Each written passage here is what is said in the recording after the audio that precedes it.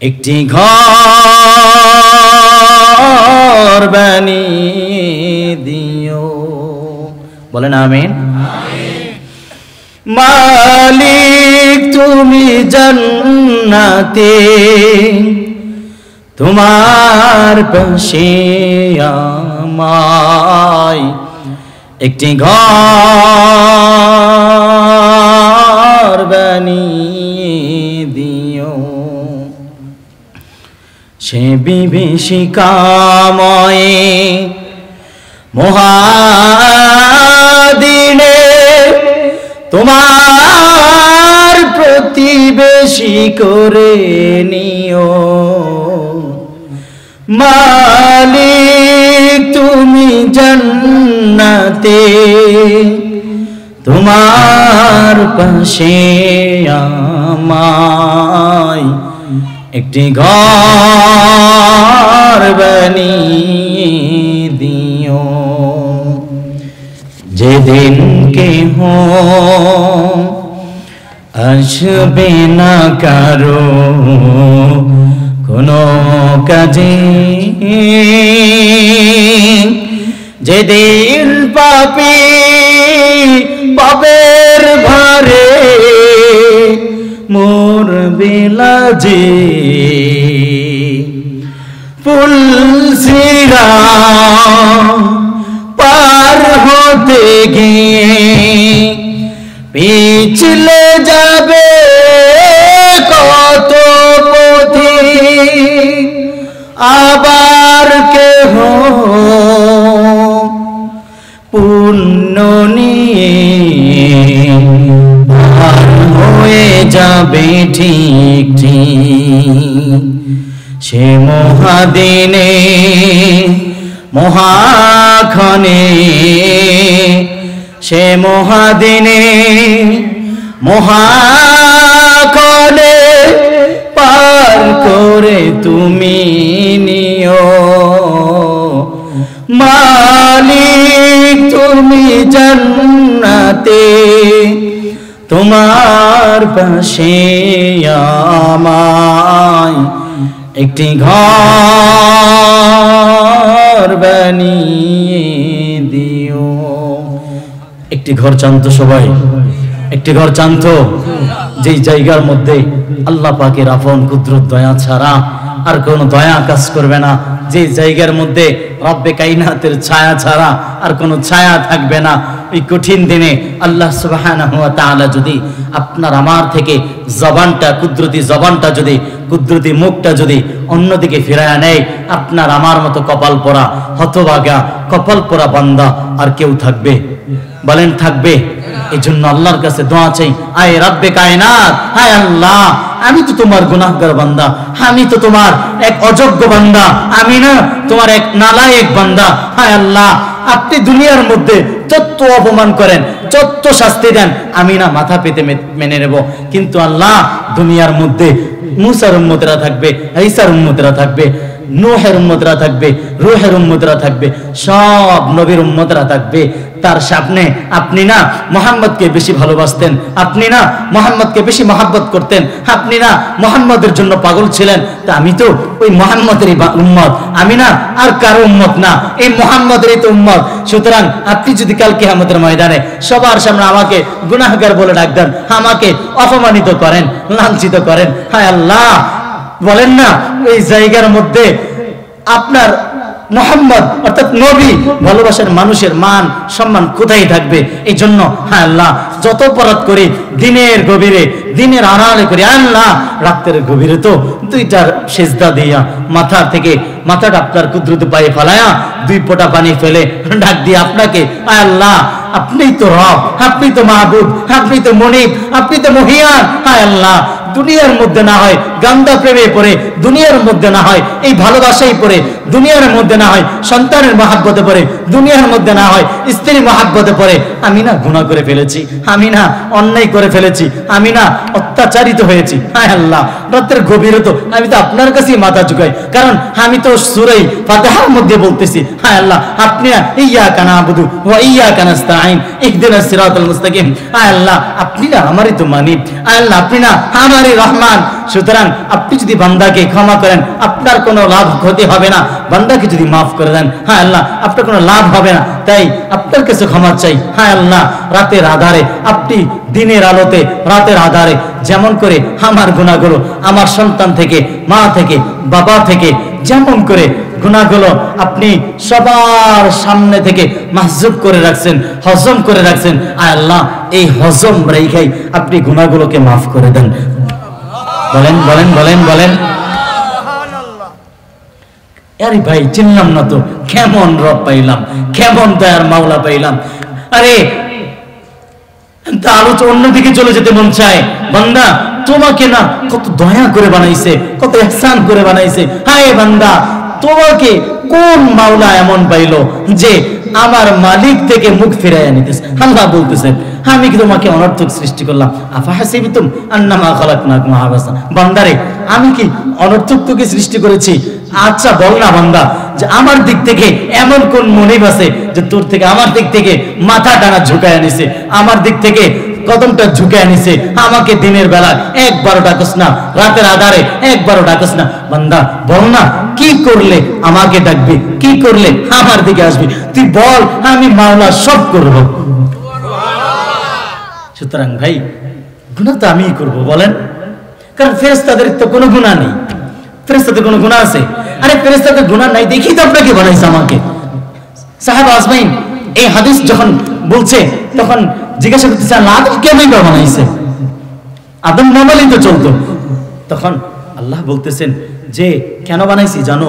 তোদেরকে কেন বানাইলাম? বলতেছে বান্দা আমি যে একজন রব, আমি যে একজন সব করতে পারি। এই যে আসমান দেখো খুঁটিবিহীন ঝুলায় রাখলাম, মাটি দেখো পানির উপরে ঝুলায় রাখলাম। আমি একটা ঘর করতে যাই, এই ঘরটার কমপক্ষে 4টা পিলার লাগে, কিন্তু যে আমি এত বড় আসমান ঝুলায় রাখলাম খুঁটিবিহীন। তো এই যে আমি একজন রব পারলাম, এগুলো তো সব বানাইলাম কোন দিয়া? ইন্নামা আমরুহু ইদা আরাদা শাইআন আন ইয়াকুলা লাহু কুন ফায়াকুন। বান্দা আমার না যখন মন চাইছে আমি বলছি কুন, বান্দা হয়ে গেছে। কুন মানে হাওয়া, যে আমি বলছি আসমান হয়ে যা, হয়ে গেছে। জমিন হয়ে যা, হয়ে গেছে। গাছ হয়ে যা, হয়ে গেছে। তো সব কিছু কুনের মাধ্যমে বানাইলাম। কিন্তু বান্দা আমি না তোকে কখনো কোন দ্বারা বানাই নাই। আমি চাইলে পারতাম কোন দ্বারা বানাইতে, আমি তোকে কোন দ্বারা বানাই নাই। আমি আমার দয়ার হাত দিয়া ধইরা ধইরা আদর কইরা কইরা বানাইলাম। কেন? যে সাহাবাদের ফেরেশতাদেরকে বলা হলো ফেরেশতা না আমি না কিছু বান্দা বানাতে চাই। ফেরেশতারা বলতেছে আল্লাহ এটা কেমন কথা? আমরাই তো আপনার সিজদা করার জন্য যথেষ্ট। ওয়ানাহনু নুসাব্বিহু বিহামদিকা ওয়া নুকদ্দিসু লাক। কি রে আমি তো তাসবিহ জপার জন্য যথেষ্ট, আপনি না আবার কেন বান্দা বানাবেন? আপনার বান্দারা তো দুনিয়ার মধ্যে গিয়া মারামারি করবে, কাটাকাটি করবে, পিটাপিটি করবে, জুলুম করবে, অন্যায় মাল বক্ষণ করবে, ভাই বোনের জমি নিয়ে যাবে, বোনে ভাইয়ের জমি নিয়ে যাবে, বাবা মাকে চিনবে না, মা বাবাকে চিনবে না, মারামারি করবে, রক্তপাত করবে। তো এদেরকে কেন বানাবেন? মানে কেন বানাবো জানো? অলু আলামু মা লা তা'লামুন। বান্দা আমি যা জানি তুমি তা জানো না। বলে আল্লাহ কেন বানাবেন? ফেরেশতারা বলতেছে আল্লাহ কেন বানাবেন? বলি যে আমি একজন রব যে আছি, তোদের তো খালি একটা গুণ, সেটা হলো কি বান্দা নেকি করতে পারোস, নেকি করতে পারোস, নেকি করতে পারোস। গুনাহ করার তাসবিহ তোদের মধ্যে নাই। আর গুনাহ যারা করবে, গুনাহ করার পরে যখন রাতের গভীরে এসা তওবা করে 2 রাকাত নামাজ পড়ে 2 ফোঁটা পানি ছেড়ে দিয়ে আমাকে রবকে ডাকবে, আরে তখন আমারই তো কুদরতি জবান কুদরতি ইশকের মধ্যে পয়দা হয়ে যাবে, এই বান্দা আমার ডাক দিছে, বান্দাকে মাফ করে দে। আরেকবার আরেকবার বলেন না, বলেন না।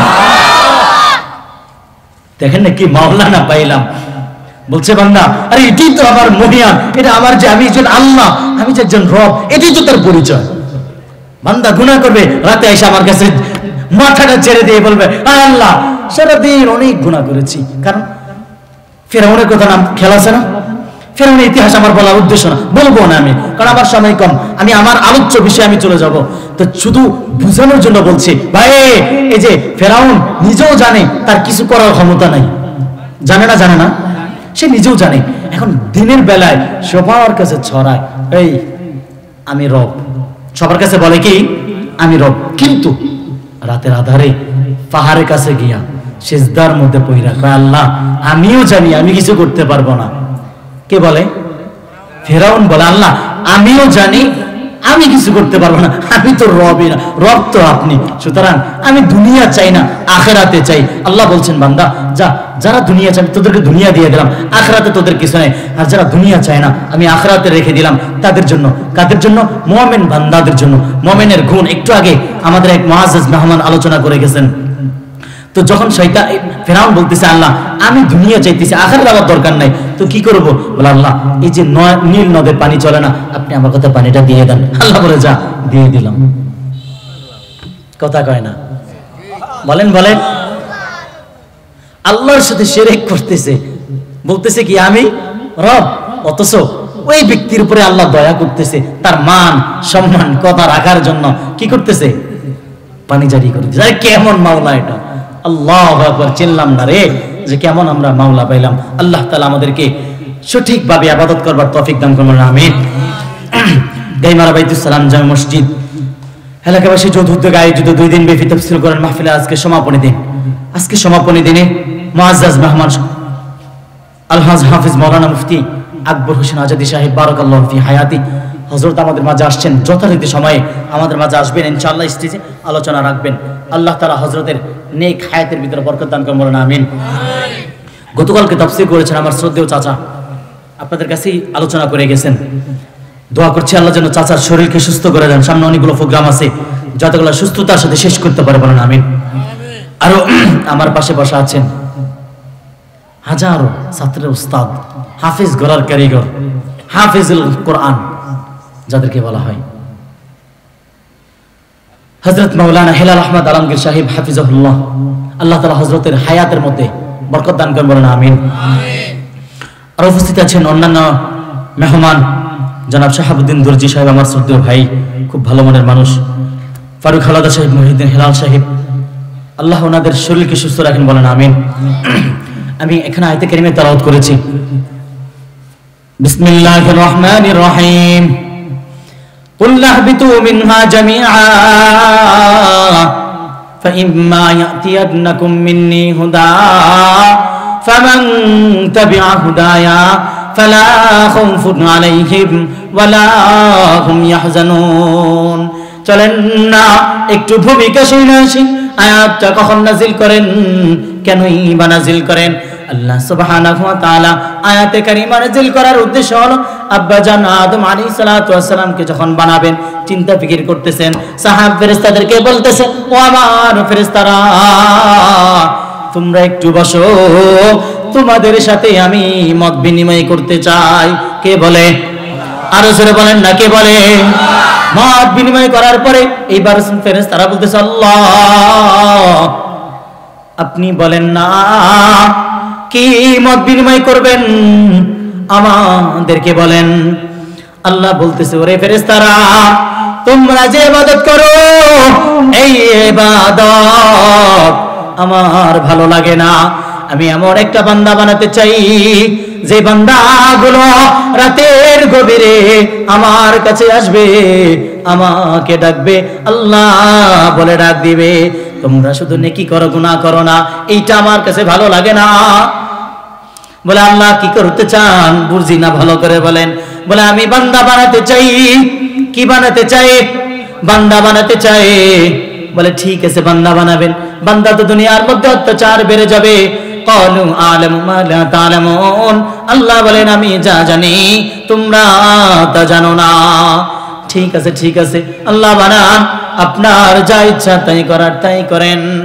এবার আল্লাহ সুবহানাহু ওয়া তাআলা প্রথমে জিবরাইল আলাইহিস সালামকে বলে জিবরাইল যা যা যা মাটি নিয়ে আয়। খবরদার খবরদার উপরের অংশের মাটি আনবি, নিচের অংশের মাটি আনবি না। মুফাসসিরিনে কেরাম বলতেছেন উপরের মাটি কেন আনতে বললো, নিচের মাটি কেন আনতে নিষেধ করলো? আমাদের দেশে গাই গরুর দুধ হয় কি হয় না? আরো জোরে বলেন না, হয় কি হয় না? এই গরুর দুধকে জাল দেই না দেই না? জাল দেওয়ার পরে উপরে একটা সর বসে যায়, বসে কি বসে না? আচ্ছা বলেন তো দুধ বেশি মজা না ওই হরটা বেশি মজা? ওই সরটা বেশি মজা। ছোটকালে কত চুরি কইরা সর খেয়ে ফেলতাম, এটা অনেক মজা। বলে এই সরটা যেমন মজা ঠিক তেমনি মাটির উপরে যেমন মাটিটা অনেক দামি অনেক বরকতময়, এই দামি মাটি দিয়া আমি আমার বান্দা বানাবো, নিচের মাটি দিয়া না। কারণ নিচের মাটিগুলো কিছুই একদম লেবাদেবা থাকে, এটা দিয়ে কিছু হয় না। উপরের মাটি দিয়ে আমি বান্দা বানাবো, কারণ এই বান্দার দ্বারা আমি যে রব প্রমাণিত হব। এবার জিবরিল আলাইহিস সালাতু ওয়াস সালাম গেল। জিবরিল আলাইহিস সালাতু ওয়াস সালাম এবার যাওয়ার পরে যখন মাটির কাছে হাত দিছে, মুফাসসিরিন তাফসীরে ভাষায় বলে মাটি হাউমাউ করে কান্না শুরু করে দিছে। মাটি, কারণ জিবরাইলের মন হলো দয়া, অনেক নরম। আরে ভাই জিবরাইলকে জানেননি? জিবরাইলের যদি ব্যাখ্যা দিতে যায় অনেক সময় লেগে যাবে। শুধু এতটুকু বলি, জিবরাইলের পা থাকে জমিনে, মাথা থাকে সাত তবক আসমানে। হাদিসের মধ্যে আসছে জিবরাইলের মাথার মধ্যে যদি সারা পৃথিবীর বিশ্বের মধ্যে 228টি রাষ্ট্র আছে। কয়টা? 228টি রাষ্ট্র। এই 228টি রাষ্ট্রের মধ্যে যতগুলো নদী আছে, যতগুলো খাল আছে, যতগুলো বিল আছে, যতগুলো পুকুর আছে, সব নদীর পানিগুলো যদি, সব পুকুরের পানিগুলো যদি সবগুলো একত্র করে যদি জিবরাইলের মাথার মধ্যে ডালা হয়, এক ফোঁটা পানিও জমিনে পড়বে না। এত বড় ফেরেশতা আল্লাহ বানাইছে। আরে জিবরাইল এত দয়ালু, এত দয়াবান, আল্লাহ পাককে কত ভালোবাসেন।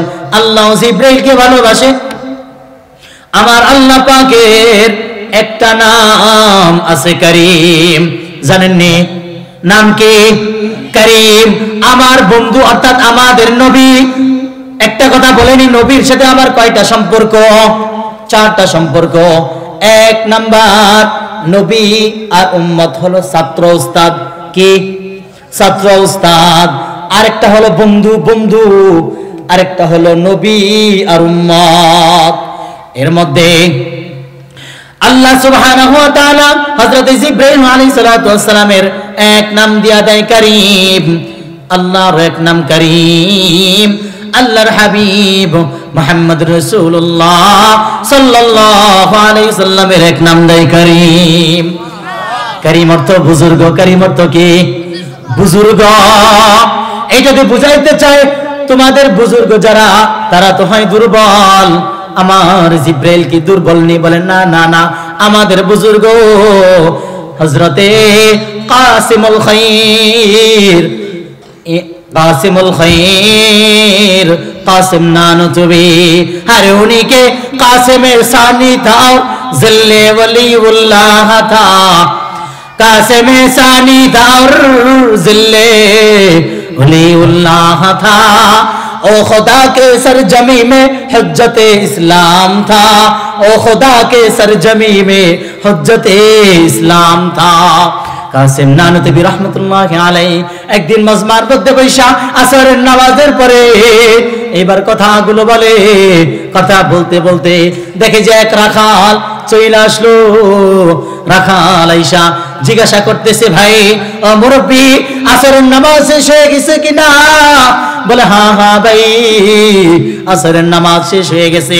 এই মুরব্বি এমন একটা কষ্ট পাইছে, এমন একটা দুঃখ পাইছে।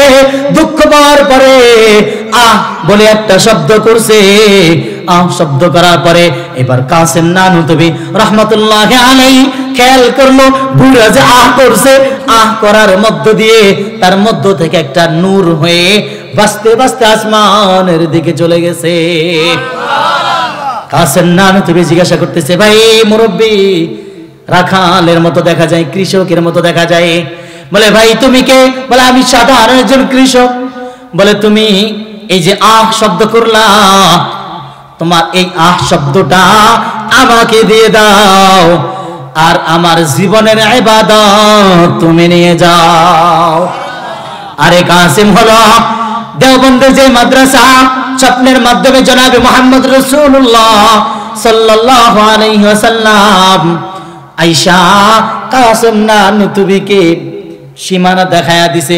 এই কাসিম, তুমি এই মাদ্রাসা কর, এই সীমানার মধ্যে তারপরে এই স্বপ্নের ব্যাখ্যা অনুযায়ী কাসেম নানতুবি দারুল উলুম দেওবন্দ মাদ্রাসা প্রতিষ্ঠা করে।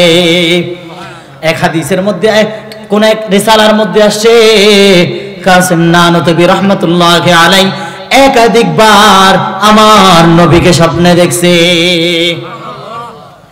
এই কাসেম নানতুবি মসজিদের মধ্যে বসা এইবার বলতেছে, ভাই তোমার এই শব্দটা শব্দটা আমাকে দিয়ে দাও। কাসেম নানতুবি বলতেছেন, আমাকে দিয়ে দাও। মুরব্বী বলে, ভাই তোমাকে চিনলাম না, কিন্তু তুমি কি আমাকে সাধারণ একজন রাখাল মনে করছো? তুমি কি আমাকে সাধারণ একজন মানুষ মনে করছো? আমার এই যে এই যে শব্দে কোন কান দিয়ে? দিলের কান দিয়ে, বাহ্যিক কান দিয়ে নয়। 2 নম্বর আমলের নিয়তে। কিসের নিয়তে? আমলের নিয়তে। 3 নম্বর অন্যকে পৌঁছানোর নিয়তে। অন্যদের মধ্যে আমার মা বাবা অর্থাৎ বাড়িওয়ালারাও আছে, মা আছে, বোন আছে, ভাবি আছে, আত্মীয় স্বজন আছে, যারা ওয়াজের মাহফিল আসতে পারে না, তারা আমার কাছ থেকে শোনার হক আছে। এখন আপনি যদি এখান থেকে না শোনেন ভালো করে, তাহলে বাসায় গিয়ে আপনি বলবেন কি? আপনি নিজেই তো জানেন না। কথা বলেন। এই জন্য ওয়াজ কি করতে হবে? শুনতে হবে। ওয়াজ শুনতে হবে। তারপরেও অনেক আল্লাহর বান্দা জায়গা থেকে লড়েন, আল্লাহ কবুল করেন, বলেন আমিন। আমি আবারও সালাম দিচ্ছি। আসসালামু আলাইকুম ওয়া রাহমাতুল্লাহি ওয়া বারাকাতুহু।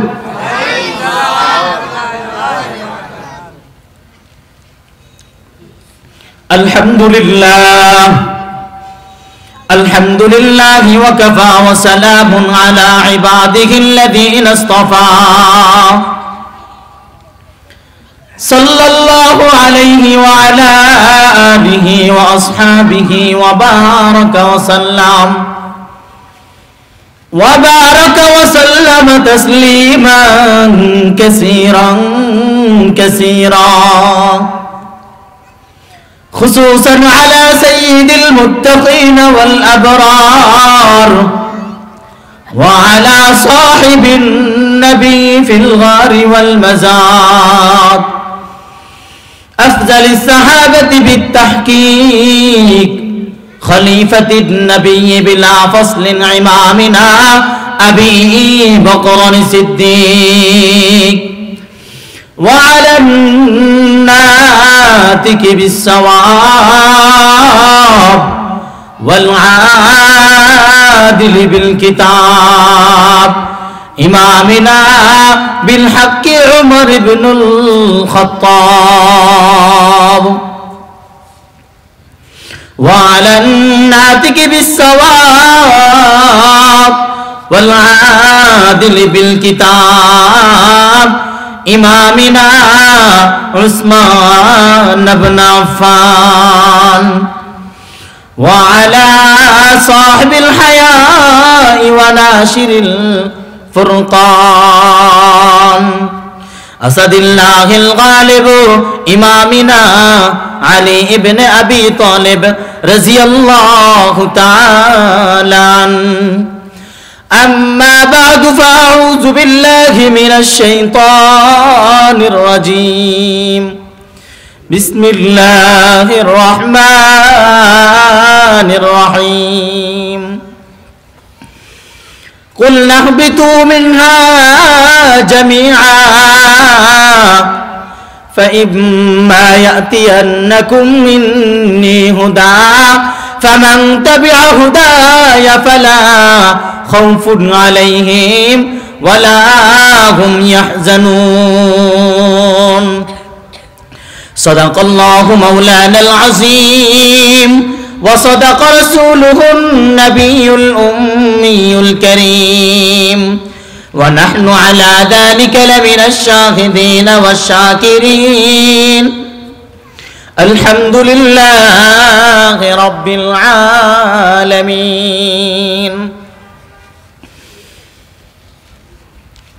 अंदाज बया गर्च बहुत शाख नहीं है